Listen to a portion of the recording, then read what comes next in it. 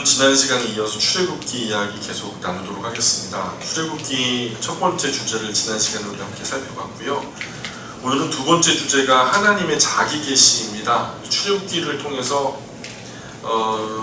하나님께서 이집트에 10가지 재앙을 내리신 이유는 하나님이 힘이 없어서 10번이나 거듭 반복해서 싸우시는 것이 아니라 그것이 많은 사람들에게 보여지기 위한 광고적인, 선전적인 그런 이야기였습니다. 하나님께서 모세와 아론을 통해서 파라오에게 분명히 말씀 전했죠. 내 백성을 보내라. 여호와 하나님께서 말씀하십니다. 내 백성을 보내라 하십니다. 하니까 파라오가 뭐라고 얘기했냐면 여호와가 누구간데 내 재산, 내 노예를 보내라 하느냐 하면서 예수가 그 하나님을 무시해버립니다. 반대합니다. 하나님을 모른다 하니까 파라오가 하나님이 과연 누구간데 하잖아요. 하나님을 모른다 하니까 하나님께서 자신이 누구신지를 직접 가르쳐 주시는 과정이 출애굽기입니다. 두 번째 주제가 하나님의 자기 계시. 하나님에 관한 것은 하나님이 직접 오픈하지 않으시면 우리는 알 수가 없어요. 공부해서 알 수가 있는 게 아니에요. 하나님이 계시를 해주셔야만 우리가 알 수 있어요. 그래서 하나님께서 긍정적으로든 부정적으로든 자신을 알기 원하는 사람에게는요 분명히 가르쳐 주세요. 그게 때때로 좋은 모습으로, 때때로 두려운 모습으로 자신을 나타내 보여주시고 또 가르쳐 주시거든요. 하나님은 원하는 자에게 자신의 능력과 신실함을 그대로 스스로 드러내시는 것이죠. 하나님 10가지 재앙으로 자신을 보여주시는데 당시 열방 사람들은요 이집트가 온 세계에서 가장 큰 강대국이고 또 그런 큰 강대국에는 가장 큰 신들이 있다라고 여겼어요. 왜냐? 그 강대국이 강대국 되기 위해서는 그들 뒤에 배경이 되어지는 신들이 받쳐줘야지만 그 나라가 강대국이 될 수 있다라고 여겼던 고대 시절이었기 때문에 어찌 보면 나라 대 나라의 전쟁은 신 대 신들, 그들 뒤에 있는 신과 신의 전쟁이라고 해도 과언이 아니죠. 그래서 강대국 뒤에 있는 큰 신들, 그러면은 큰 강대국, 그때 당시 가장 주문기였던 이집트에 있는 강대국이니까 거기에 있는 신들이 랭킹 10까지가 전부 다 세계적으로 가장 힘이 세고 능력 있는 신들이라고 여겨지던 시절이었단 말이죠. 그래서 그 신들 랭킹 10이 10재앙의 당사자들이었어요. 그래서 첫 번째 재앙이 뭐죠? 피재앙이죠. 근데 피재앙이 나일강을 모티브로 하는 여러 신들이 있는데 대표적으로 하피라고 하는 신이 있어요. 하피. 당시 사람들이 나일강을요, 그 여신, 나일강 여신의 자궁이다. 그 자궁에서 온갖 풍요로운 것들이 다 나온다. 그래가지고 여신을 섬기고 그 외에도 이 나일강을 모티브로 한 신들이 크놈이라고 하는 신이 있어요. 나일강에 깃들어 있는 신. 그래서 모든 풍요로운 것이, 모든 풍성한 것이, 우리가 부자가 되는 것이 사실은 나일강에서부터 비롯된다. 근데 그 나일강에는 수호신이 있다. 깃든 신들이 있다. 하나의 신이 아니라 여러 신들이 나일강에는 있어요. 그 나일강 신과 맞서서 전투를 했는데 여호와 하나님 이기신 거죠. 그래서 나일강에 피움을 들어버리고. 두 번째 개구리 재앙. 개구리는 헤크테라고 하는 신이 있어요. 이 신은 다산의 신이요. 아기를 낳고 싶은데 못 낳고 막 힘들고 그러면 못 낳잖아요. 고대 사회에서는 가정 구성원이 재산이다시피 한 그런 시절이니까 많이 낳아야 되는데 개구리는 한 배에 알 낳으면 수백 마리가 한꺼번에 새끼를 치잖아요. 그런 거 부러워가지고 헤크트라고 하는 개구리 신을 섬겼어요. 또 그 헤크트를 부활의 신으로도 여겼거든요.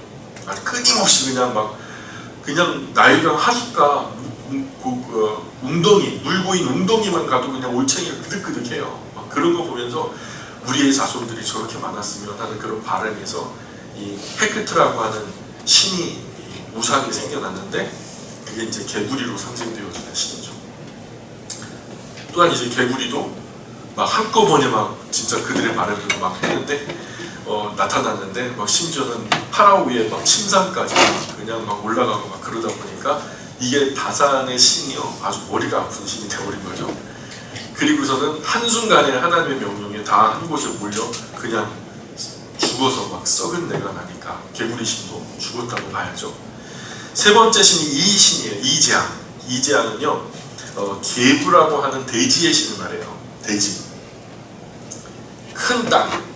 그래서 그 대지의 신을 상징하는 건데, 이도 하나님의 명령에 뭐 번성하지만 하나님의 명령에 다 소멸되는 것을 보여주잖아요.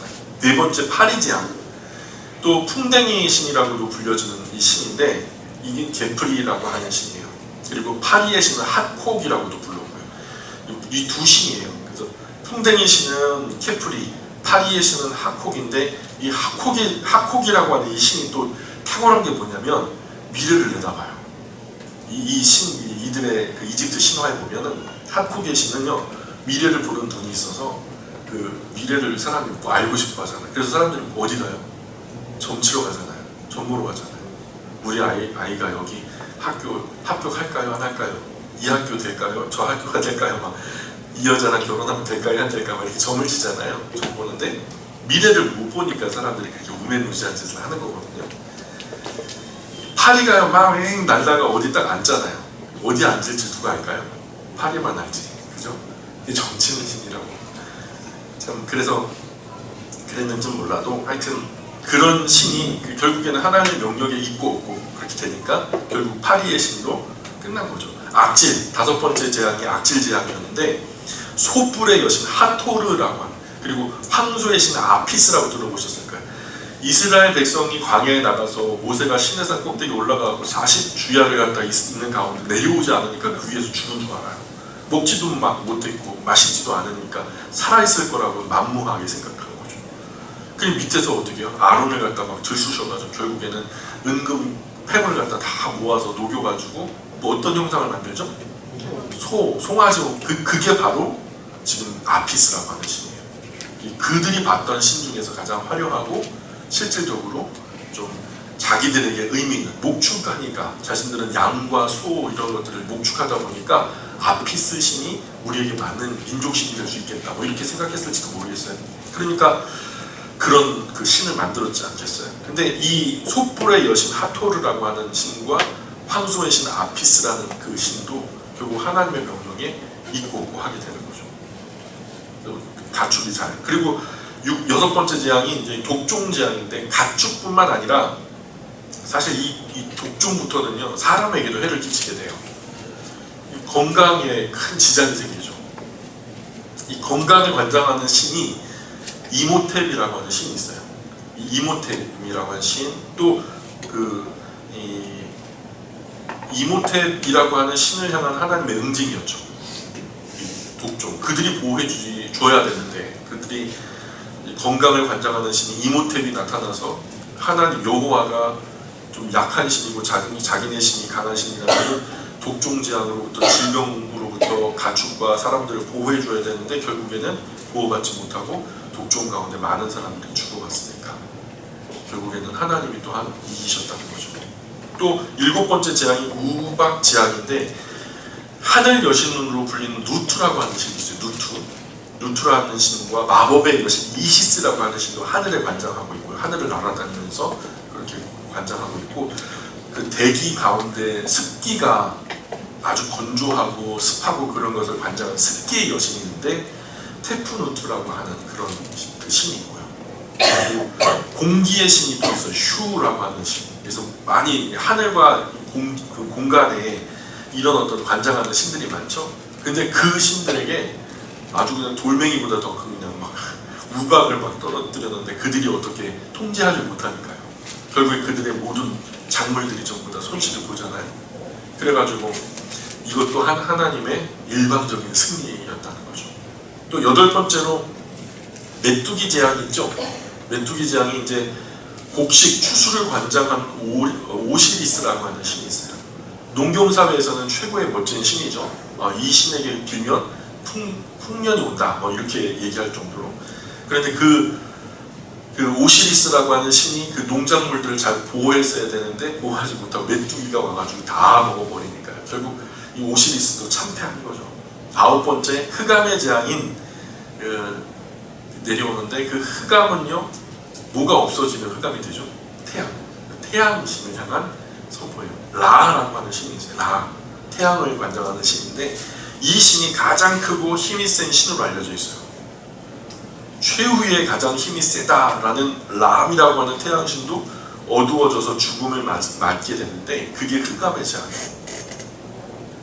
10번째 재앙이 장자의 죽음인데 사실 망자를 관장하는 죽음, 삶과 죽음의 그 분기점에 놓여 있는 그 신이 아까도 말씀드렸던 어떤 그 곡식과 추수를 관장하는 오시리스 또한 그 삶과 죽음도 관장을 하는 신이라고 여겨지는데 그 오시리스가 앞서 메뚜기 재앙에서 이미 패배했잖아요.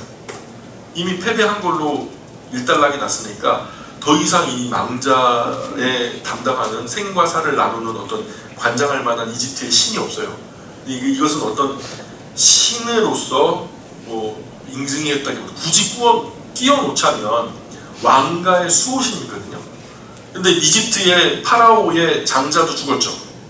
어쨌든 왕가의 수호신인 호루스와 세트가 이걸 관장하게 되는데 왕가도 침범해서 결국 그들의 장자도 죽어버렸으니까 하나님이 더 힘이 세신 거죠. 그래서 뭐 10번째 재앙에 딱히 뭐 꼽을 만한 신은 없는데 어쨌든 파라오에게도 그런 손해가 입혀졌으니까 결국에는 하나님이 이기신 걸로 보는 게 맞는 거죠. 그래서 앞선 9개 재앙으로 응징되어진 이집트 신들의 공통점이 뭐냐? 그 신들 뒤에 아주 교묘하게 감추어진 사람들의 욕심과 욕망이 숨어 있어요. 뭔가 많이 벌고 싶고, 보세요. 풍요로워지고 싶다는 마음, 나이를 감추는 중심.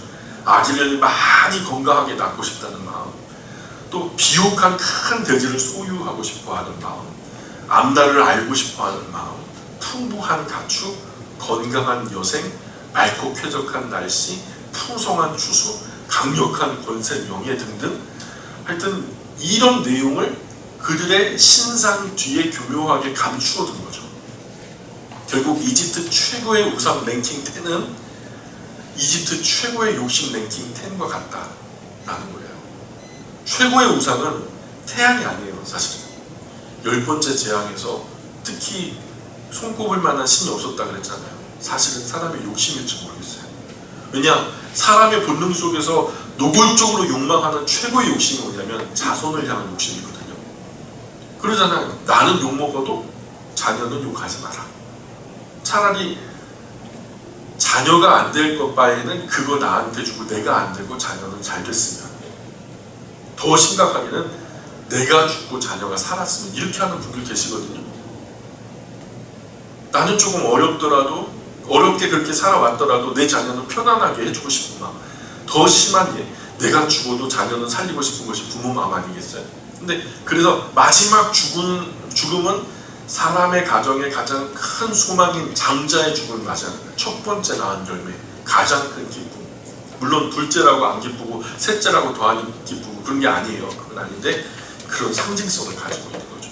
그래서 그들의 가장 대표격이 되는 장자가 죽음을 맞이하는, 왜 대가 그를 통해서 이어지니까 파라오의 장자로부터 여종 장자와 심지어 이집트 안의 육축들의 초태생까지 다 죽어버리는, 그때부터 파라오가 사정사정하면서 이집트에서 제발 나가달라고 간청을 하죠.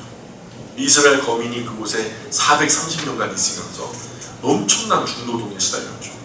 그러나 합당한 품도 받지 못했고요. 얼마나 서럽게 일했어요. 일 못하고 적당량 납품하지 못하면 막 맞고 죽임당하고, 그렇게 억울해서 그냥 못 나가죠. 430년간 일했던 월급 내놔라. 그죠? 그래서 그렇게 요구하는 대로 그들이 다 주죠. 그 백성에게 나아가서 귀인들에게, 이집트 귀인들에게 달려가 품삯을 달라 하니까 두 말 없이 아무도 거절하지 못하고 가장 귀한 pom을 다 내어주게 되죠. 하나님과 맞서는 파라오가 망했듯이 하나님과 맞서면 다 망한다는 것을 보여주는 거예요.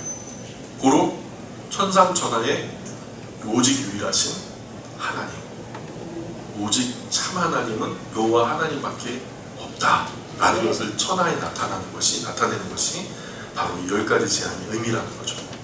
이스라엘 거민 참 그래요. 계시의 방향이 있어요. 계시의 방향이 네 방향인데, 하나는 이집트예요. 하나님과 맞섰던 파라오와 그 배경이 되는 이집트라고 하는 나라, 그때 당시 가장 큰 주문기를 맡고 있는 그 강대국, 이집트의 파라오와 그 백성도 그들이 대적하는 여호와 하나님을 이 사건으로 분명히 알게 된 거죠. 야, 우리가 섬겼던 이 대단한 그 엄청나게 높고 큰 신상, 그 아름답고 화려하게 지어진 신전, 그것이 크다고 그 신들이 대단한 게 아니구나. 진짜 떨기나무 불꽃에서 초라하게 타오르던 그 여호와 하나님, 그분이 진짜 살아계신 하나님이구나 라는 것을 그들이 알게 된 거죠. 단번에 끝나면 속 시원하겠지만 교육적으로 효과는 부족해요. 그러니까 이 세계적인 대결을 10라운드로 하나님이 만드신 거예요. 그래가지고 1차적으로 하나님을 대적하는 이집트와 파라오와 그 백성에게 이스라엘 하나님과 그 백성 대비해서 10라운드 대결을 펼치시는 거죠. 이집트 파라오가 그 백성을 보호하고 결국 승리하게 되는지, 아니면 이스라엘 여호와 하나님께서 그 백성을 보호하고 결국 승리하게 되는지를 보자는 거죠.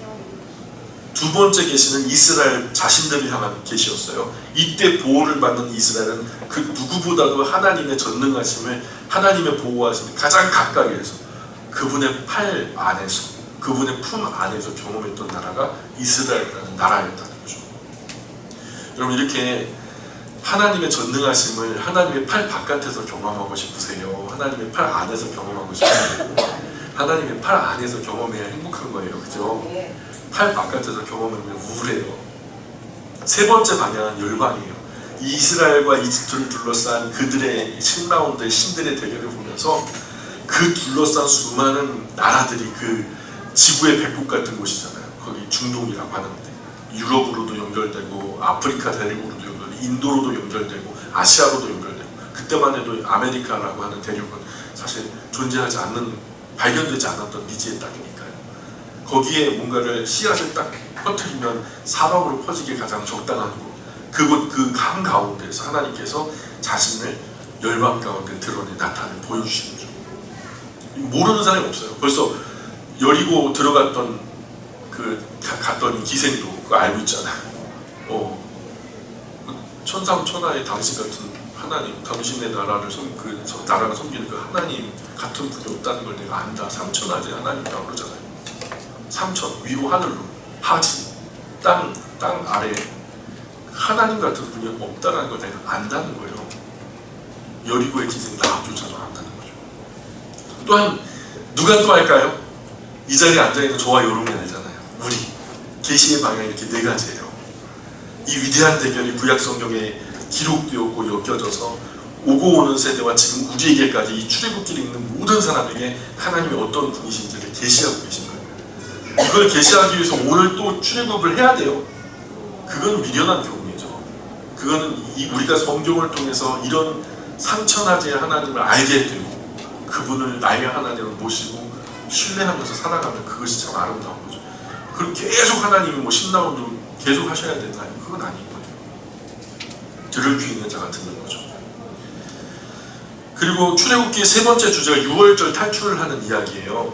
유월절 양을 잡아서 그 피를 문인방이라고 하면 문 그 위에 가로 놓인 그 보, 그리고 좌우 설주, 그러니까 이렇게 D글자를 엎어놓은 모양의 그 모든 그곳에 어린 양의 피를 바르고, 또 허리에 띠를 띠고 한 손에 지팡이를 짚고 신의 신발을 신고 급하게 양고기를 먹고 쓴나물을 먹어요. 무교병을 먹죠. 이 유월절기에 하나님 예수님께서 참 유월절 희생양이 되시고 스스로 대제사장이 되시고 인류의 대표자인 만왕의 왕으로서 하나님과 사람 사이를 잇는 유일한 참 선지자로서 왕과 선지자 제사장으로서 완전한 대표격을 가지고 우리를 위해 십자가 위에서 달려 돌아가셨어요. 그리고 죽어 피 흘리심으로 단번에 영원한 제사를 이루어내신 거죠. 그래서 하나님이 세상을 이처럼 사랑하사 독생자를 주셨으니 이는 저를 믿는 자마다 멸망치 않고 영생을 얻게 하려 하십니다. 이 말씀이 이루어진 거예요. 그래서 우리가 그분을 믿고 신뢰하는 삶을 살아간다면 우리를 영원히 멸망하지 않고 영생 얻게 하신 줄 믿습니다. 그 이야기가 유월절 출애굽기 네 번째 주제 유월절 이야기고요.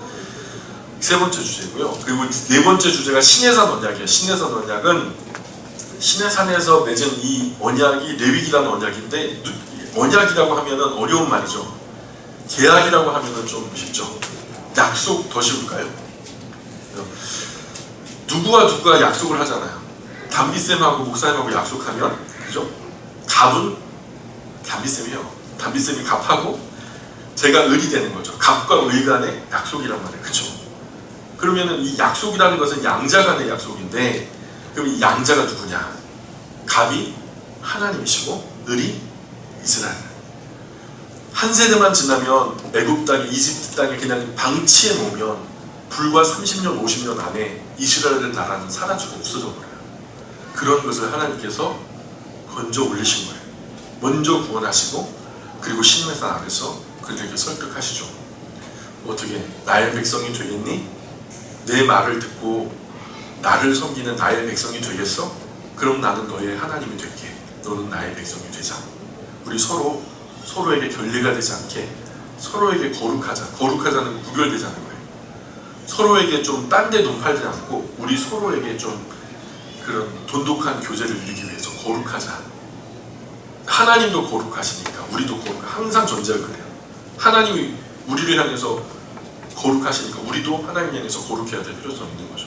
그래서 하나님께서 이스라엘 백성 애굽에서 이집트에서 인도해낸 것이 그저 짓는 이익이고 벽돌 만드는 것이 불쌍해서 해방시켜 주신 것이 아니라 이게 목적이 아니고 방법이거든요. 고센 땅은 풍족한 땅이었고 비옥한 땅이었고 곡식 잘 되고 풍성하고 충만한 땅이 떠날 이유가 전혀 없어요. 그냥 좀 두드려 맞고 좀 고달파도 거기서 사는 게 사실 다른 데서 안 사는 것보다 낫거든요. 근데 하나님께서 이스라엘 민족을 떠나게 하시기 위해서 파라오 그 본연의 마음으로 강박하게 내버려 두셔서 하나님이 어떤 분을 강박하게 하셨다 그러거든요. 하나님은 악을 조장하는 분이세요? 아니거든요. 우리 마음요 그대로 내버려 두면요 우리는 악하게 흘러가요. 물을요 제가 여기서 쏟으면 어떻게 될까요? 1번 밑으로 떨어진다, 2번 위로 올라간다, 3번 그냥 공간에 머물러 있다, 4번 나도 모르겠다. 몇 번? 1번 내려간다. 이거 상식이죠. 만류 인력의 법칙에 의해서 그렇게 돼요. 모든 사람이 죄를 범하였으면 하나님의 영광을 이루지 못하는. 사람의 성향이 처음에는요 재밌는 얘기인데 태초에 하나님 천지를 창조하시고 사람을 에덴 위에 살게 하셨을 때는 사람은 선했을까요? 악했을까요? 아니요. 선하지 않았어요. 선하지도 악하지도 않았어요. 하얀 도화지 같았어요. 성무설이라고 해요. 그러니까 왜냐하면 그 도화지 위에 못된 그림을 그리면 악해지는 거죠. 좋은 그림을 그리면 선해지는 거죠. 우리는 이런 부분에서 좀 편견을 깨뜨려야 돼요. 패러다임을 좀 쉬프트 해야 돼요. 닭이 먼저예요? 달걀이 먼저예요? 어떤 사람은 달걀이 먼저다, 어떤 사람은 닭이 먼저다. 근데 달걀을 품고 있는 닭일 수도 있잖아요. 그렇죠? 왜냐하면 인간 아담을 지으셨을 때 애기 정자로 만드셨어요? 아니 그보다 뭐 정자로 만드셨어요? 아니면 애기 상태로 만드셨나요? 아니면 건장한 청년의 모습으로 만들어진 것 같아요. 제가 볼 때는 인생의 중흥기 가장 아름다운 청년의 시절로 만들었다고 봐요. 왜냐하면 얼마지 않아서 바로 아내를 맞이하여서 둘이 한 몸을 이루어서 결국은 결혼하게 되잖아요. 그죠? 그런 것을 봐서. 그러니까 우리는 이거다 저거다에 오류에 빠지는데 하나님은요 모든 것을 입체적으로 한꺼번에 이루실 수 있는 분이세요. 우리는 이 길로 아니면 저 길로 가야 되지만 하나님은 이 길 저 길로 함께 가실 수도 있거든요. 그러니까 사람이 선하냐 악하냐라는 문제도요 태초에 하나님 천지를 창조하시고 사람을 그 위에 살게 하셨을 때 선하지도 악하지도 그 선하게 하나님의 말씀 순종하며 살아가면 선한 삶을 살게 되는 거였거든요. 근데 먼저 누구의 이야기를 들었냐면 하나님의 말씀에 순종하기보다 악한 사탄의 말에 귀를 기울여서 거기로 치우쳐. 그때부터는 관계가 여상할 수는 없죠. 그쵸? 예를 들어 내가 정말 아끼고 사랑하는 어떤 사람이 나한테 등에 칼을 꽂고 사기를 치고 도망가 버렸어요. 그리고 어떻게 사죄하고 돌아와서 내 옆에서 같이 이웃이 되어서 사는데 같은 문제에 같은 사기 이런 문제에 해당되는 상황이 오면 나에게 트라우마가 없을까요? 없다면 거짓말이죠. 여상할 수가 없는 거예요. 전에 그것이 있기 때문에 없이 할 수가 없는 거라고요. 그때부터는 사람이 하나님 뭐라고 선언하시면은 노아 홍수 이후에 사람들이 생각하는 것이 어려서부터 악한 것을 알게 되었다는 거예요. 그래서 우리가 처음에는 선하지도 악하지도 않았지만 그러나 우리가 악으로 치닫게 된 이후에 홍수 이후의 사람은요, 범죄한 이후의 사람은 악하게 되었어요. 우리에게 성악설이냐 너희는 성선설이냐 밝혀라 그러면요 우리는 성무설이다 이렇게 말해야 돼요. 참 지혜롭다 할 거예요. 어쨌든 이스라엘 백성들 이렇게 떠날 이유가 전혀 없었는데 하나님께서 이스라엘 민족을 떠나게 하시기 위해서 파라오를 그 본연의 마음으로 강박하게 내버려 두셨다. 그러면 하나님이 강박하게 조장하셨냐? 아니에요. 내버려 두신 거예요. 로마서에서도 보면은 내버려 두사 그러면서 정욕으로 죄악으로 치닫게 되어지는 결과를 보잖아요. 사람은 내버려 두면 악해져요. 역사도 그렇고. 그래서 그렇게 그 마음에 번성하는 것이 이스라엘 백성은 그냥 너무 번성하고 자기 이집트는 점점 초라해지니까 야 이거 안 되겠다 해갖고 인종 청소를 하려고 하는 마음, 인종을 차라리 그냥 소멸시켜 버리자. 처음에는 그냥 소심하게 하다가 나중에는 적극적으로 대놓고 그냥 남자아이 나오면 나이가 버려버려라 막 그러는 거죠. 그래서 파라오의 마음이 그랬어요. 그래서 더 크고 강성하게 이스라엘이 번성한 나라가 되면 다른 나라가 쳐들어올 때 이스라엘이 배변해가지고 그들과 함께 힘을 합쳐서 이집트를 갖다 다 멸망시킬 수 있을 정도로 강성하게 됐다고 여겼던 거죠. 그러니 뭐 엄청나게 중한 노동을 시키면 아기가 좀 덜 나올까 했는데 열심히 아버지들이 운동을 하니까요 아기가 더 많이 나와. 그래서 더욱 마음이 강박하게 돼요. 그 앞선 9가지 제안에도 호락호락하지 않고 일부러 더 강하게 맞서고 버티고 이 모든 것은 다 방법이고 진짜 목적은 이스라엘 백성이 이집트를 떠나고 싶은 마음이 생기도록 하기 위해서였다는 거죠.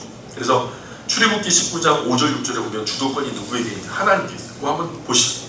출애굽기 19장 5절 6절. 출애굽기의 가장 중요한 핵심 메시지라고 해도 과언이 아니에요. 우리가 잘 알고 있는 말이죠.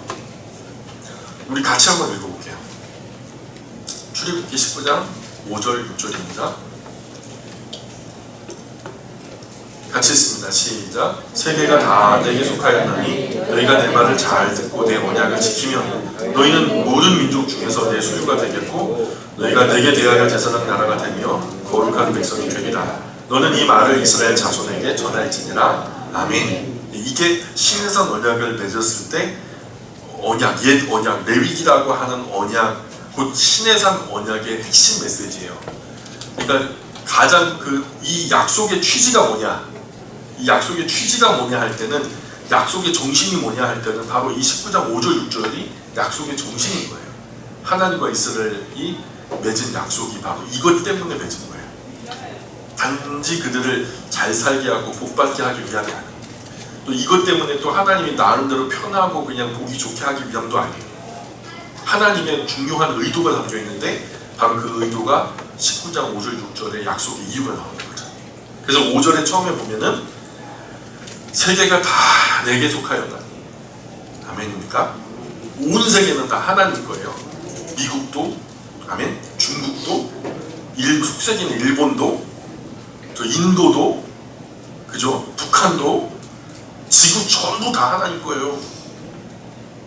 내게 속한 것은 다 내 것이니까. 세계가 다 하나님 것이에요. 그러나 온 세상이 죄로 물들어 버리니까 하나님과 오해가 쌓여서 관계가 잘못되어 버렸어요. 인류는 하나님을 등지고 하나님과 상관없이 살아가기 시작했죠. 등을 지면 멀어져요. 근본 문제는 온 세계가 다 하나님의 것인데 온 세상은 그것을 인정하지 않고 있다는 거예요. 그 오해를 풀고 그들의 등을 돌리라는 거예요. 그들을 내게로 돌아오게 하라. 그 일을 위해서 내가 이스라엘 백성을 세웠다는 거죠. 너희가 내 말을 잘 듣고 우리 보고 한 말은 아니에요. 그죠? 이스라엘에게 한 말이죠. 이스라엘 백성은 어떤 백성이에요? 모세가 이스라엘 백성을 이집트에서 해방시켜주지 않았다면 적어도 그냥 50년, 80년 안에 다 죽었을 건데 조용히 사라지는 아주 약소 국가가 됐을 건데 파라오가 히브리 사내 아이들 다 물에 빠뜨려 죽이려 했던. 그래서 이것을 어떻게 표현했냐면 꺾여진 갈대. 꺾여진 갈대는 곧 있으면 그냥 누렇게 떠가지고 죽어요. 꺼져가는 등불, 내가 끄지 않아도 그냥 꺼져요. 그와 같이 이스라엘의 신세가 꺾여진 갈대, 꺼져가는 등불과 같았다. 근데 하나님께서 그것을 여성하게 세우시고 꺼져가는 등불을 보호하셔서 소멸되지 않게 누가 살려놓으신 거예요? 하나님이 살려놓으신 거죠. 구원해 주신 거죠. 그리고 한 가지 약속을 맺자고 제안하신 거예요. 그 약속이 하나님 말씀 잘 듣는 거예요. 하나님을 위한 가장 일 중에 최고의 일은 그분의 말씀 듣는 거예요. 다른 거 아니에요.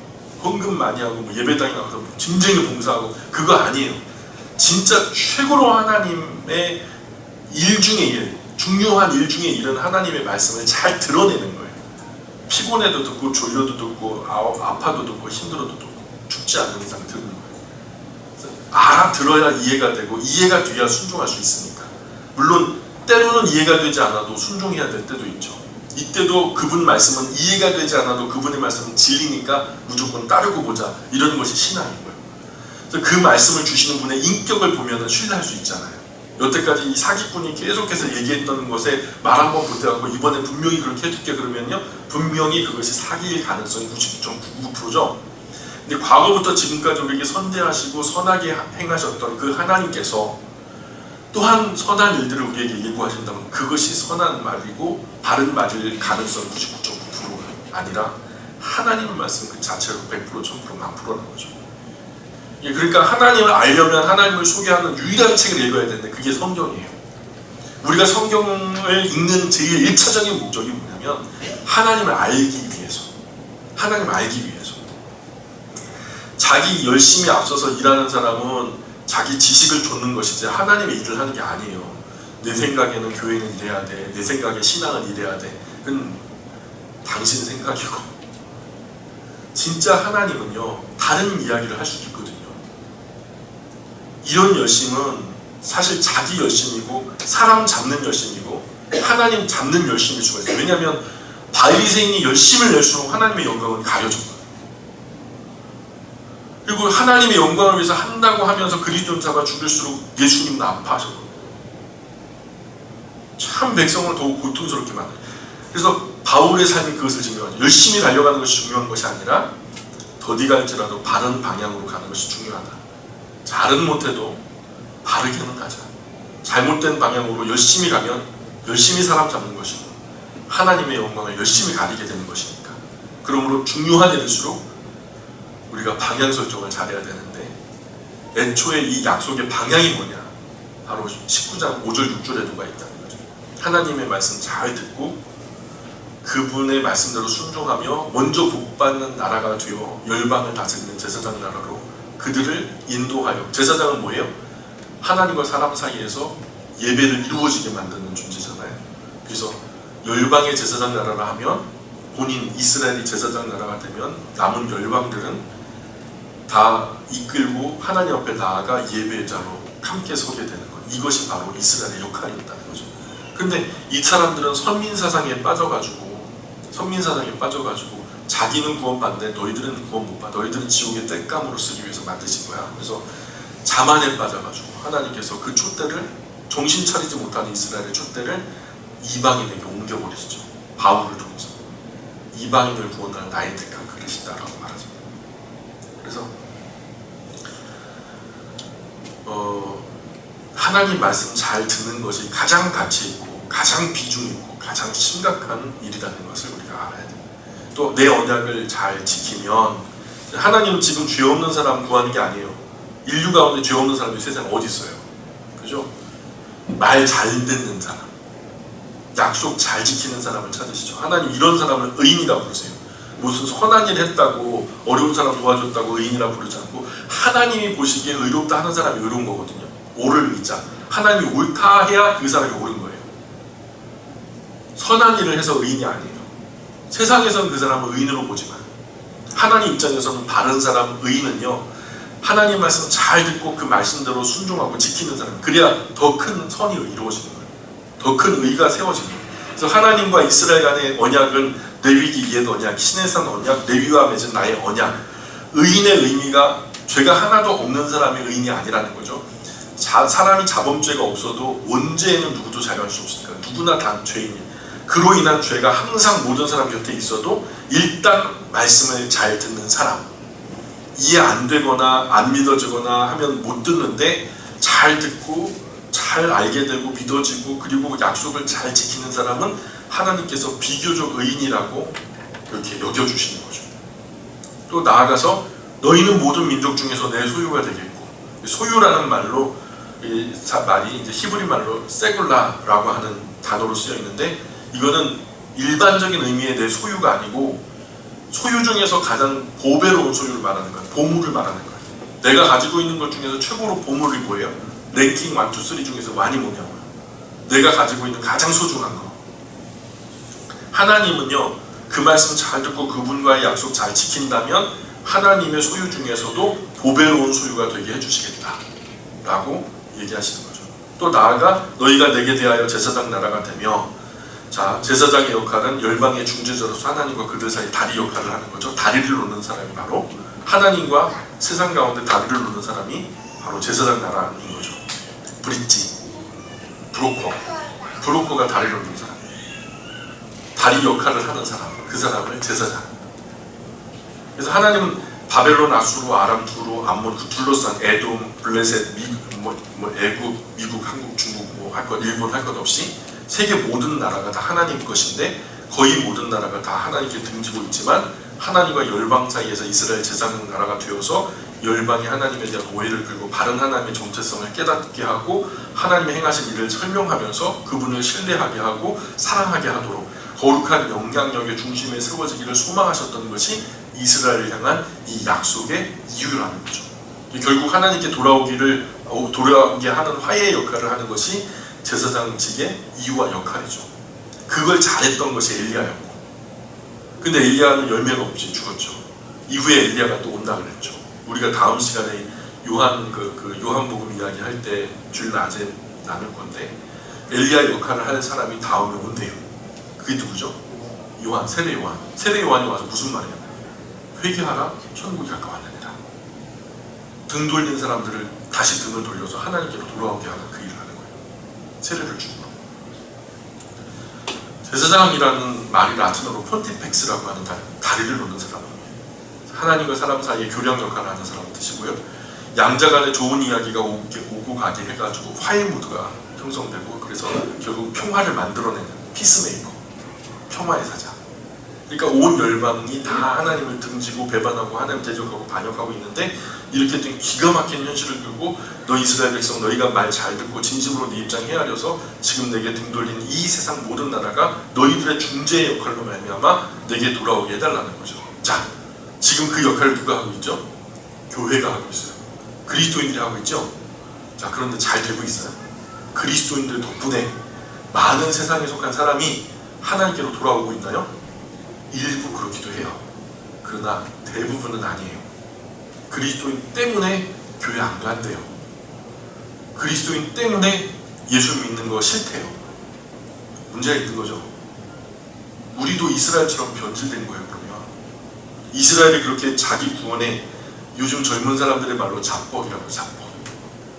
자기가 혼자 구원받았다라고 착각하고 나는 구원받고 너는 지옥이니까 하면서 구분 짓고 선민의식에 쩔어버린 거예요. 그리스도인들이. 그리고서 이 중간 다리 놓는 역할을 못하고 있는 거예요. 이 중간 다리 놓는 역할을 하려면 사실 내가 조금 누추해도 좀 괜찮아요. 교회 공동체, 또 하나님의 영광이 나타나기 위해서는 좀 우리가 더 인격적인 모습으로 나타나야 됩니다.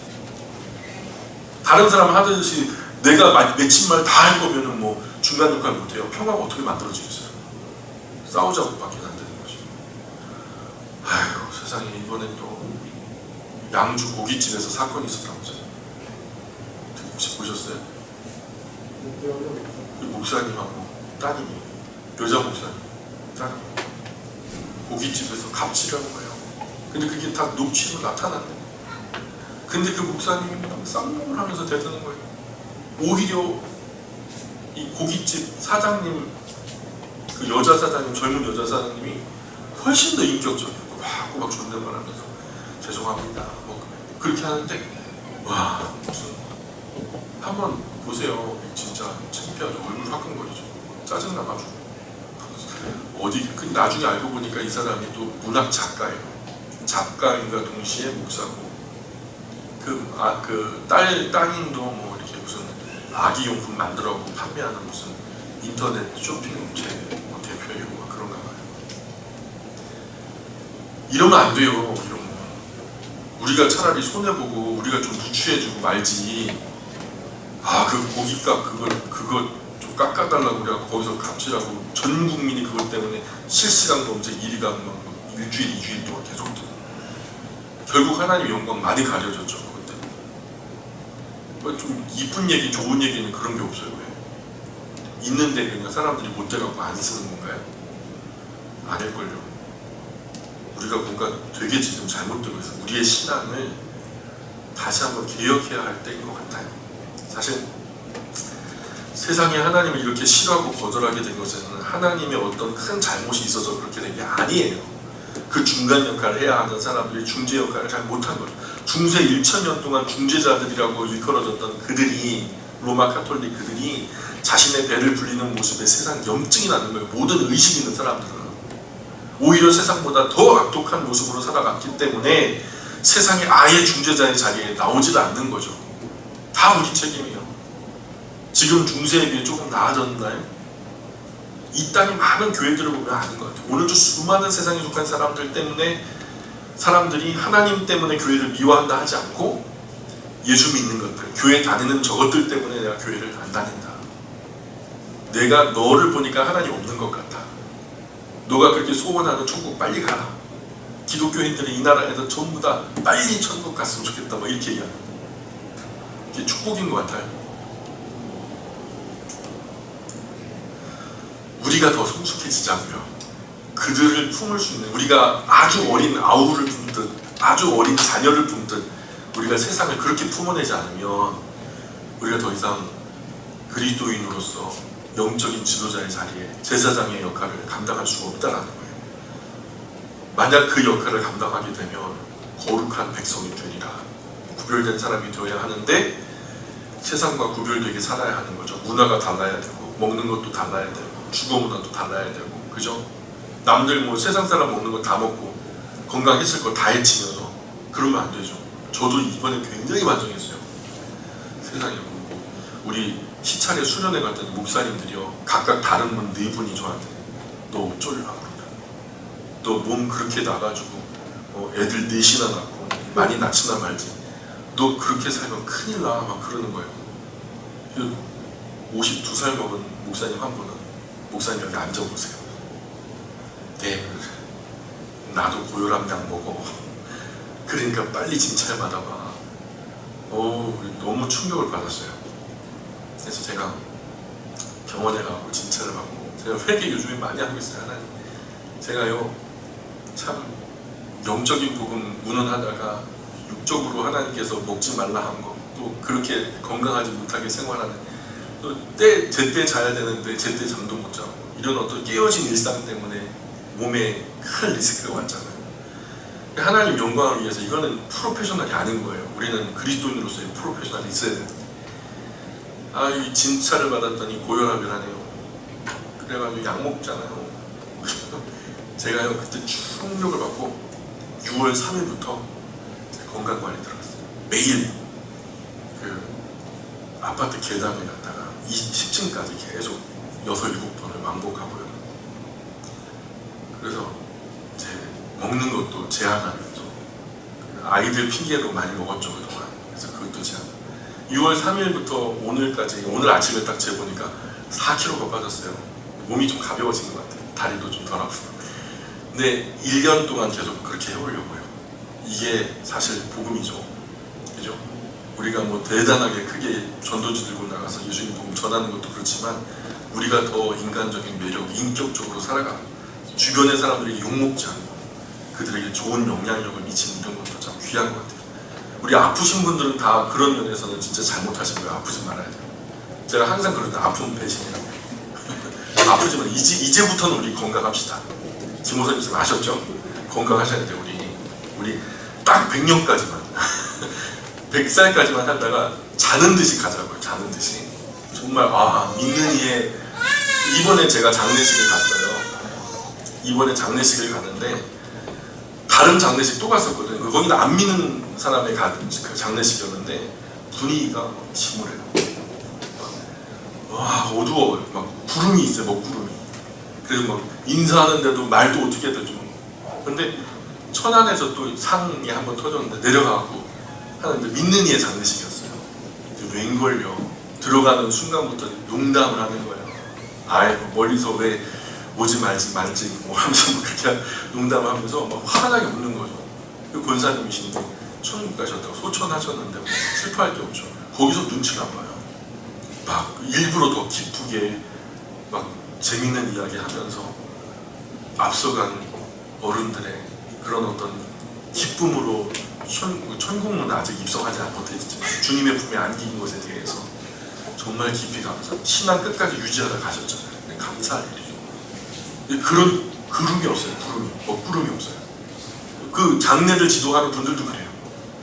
예수님 믿는 사람들의 장례식하고 안 믿는 사람들의 장례식이 긴장도가 틀린데 예수님 믿는 사람들은 벌써 긴장이 안 된대요. 너무 마음이 편하대요. 근데 예수님 안 믿는 사람들의 장례식은 뭐 하나 트집 잡을 거 없나 막 이렇게 눈을 치켜뜨고 있는 사람들만 가득하다.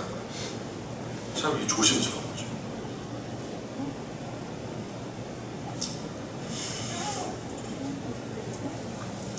그래요. 거룩한 백성이 되리라. 우리가 세상과 하나님 사이에서 아름다운 다리 역할을 잘 감당하는 인격적이고 참 매력있고 와, 저 사람 곁에서 살고 싶다. 아브라함이 그렇잖아요. 아브라함, 사라가 아브라함을 뭐라고 부르는지 아세요? 주인님. 그 정도로 믿고 따르고 존경할 만한 그의 몸종도 그 외삼촌 라반의 집에 가가지고 주인을 소개하기를 하나님과 벗대실 만한 분이잖아요. 정말 인격적이고 존엄해요. 보통 우리가 사람 없는 자리에서 얘기하려면 흉보잖아요. 그렇게 칭찬하고 막 그렇게 하지 못하거든요. 그것도 재산의 굉장히 큰 부분을 떼어서 그 몸종이 줬어요.